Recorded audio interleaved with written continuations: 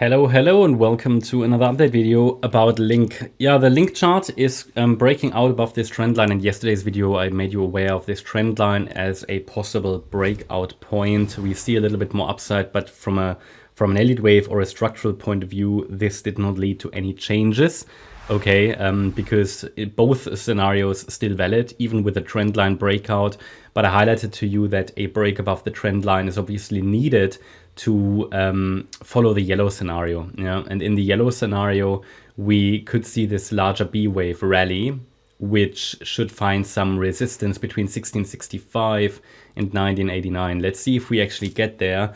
There's no guarantee we get there because the price is caught in a sideways consolidation. We haven't even made a new high. So obviously after the breakout, yep, the price has gained some upside momentum and we can watch that area. But I will tell you now in this video about the relevant support resistance levels and the relevant scenarios. There are two scenarios I'm observing, and yeah, let's get to it. So first of all, looking at the bigger picture, for anybody who's new on the channel, you can see here this 5-wave advance that we've been discussing before. The 5-wave move into the March highs, and from there, this kind of 3-wave pullback developed as possibly an ABC structure in the white count or a WXY in the yellow count. Other variations are possible, and this correction is likely to change a little bit in structure going forward, depending on latest twists and turns, which always happen in these corrective rallies, okay, in these corrections, or not only corrective rallies, but in any correction. Yeah, you get a lot of twists and turns and unexpected movements. Well, you shouldn't say unexpected because you should expect everything in corrections, okay? But obviously there are just too many potentials to track them all. Well, we could do, but we would be sitting here for an hour and it wouldn't make any sense because there are unclear probabilities within a correction. What I can tell you at the moment is that I don't have confidence that the overall correction is over. If it is fine, you know, the yellow support area was reached already. That's always when we expect prices to turn around, at least show some kind of a reaction.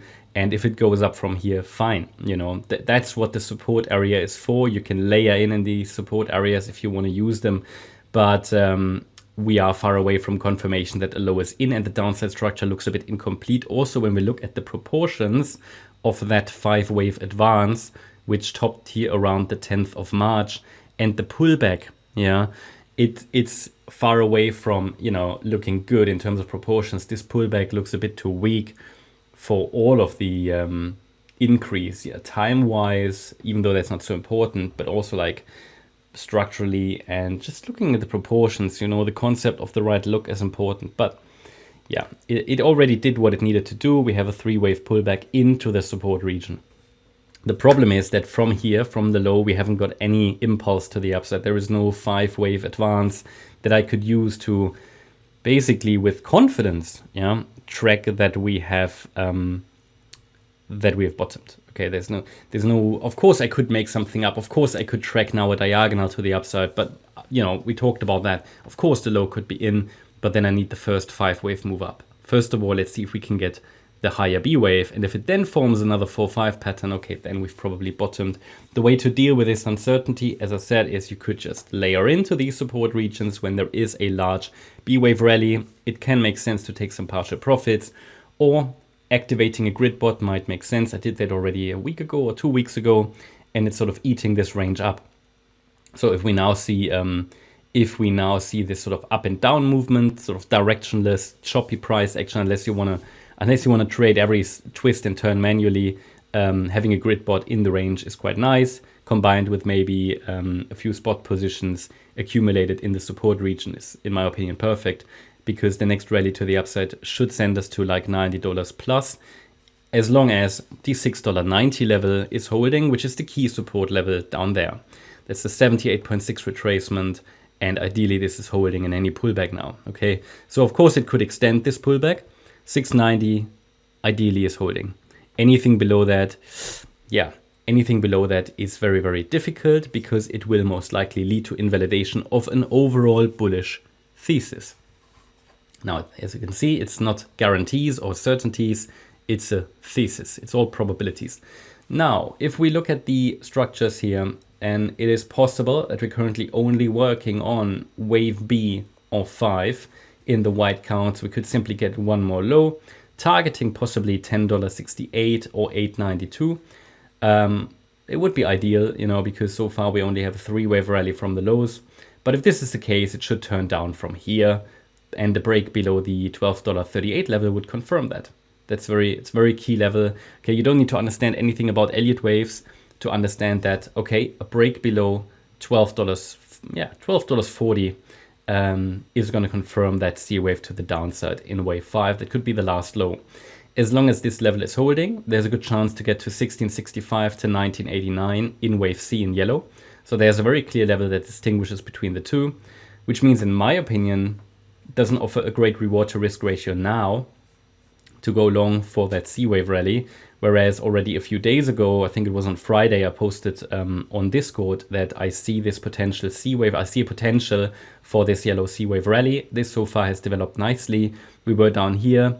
That was, I think, still favorable from a reward and risk point of view to potentially look for a long position for that C wave rally potential, because the reward to risk was quite favorable. Now we are sort of in the middle between that invalidation point and a possible target for a C wave. Now, bear in mind, it could also just be the white B wave. So pretty much lots of uncertainty there, but I have no confirmation that a top is in place or so.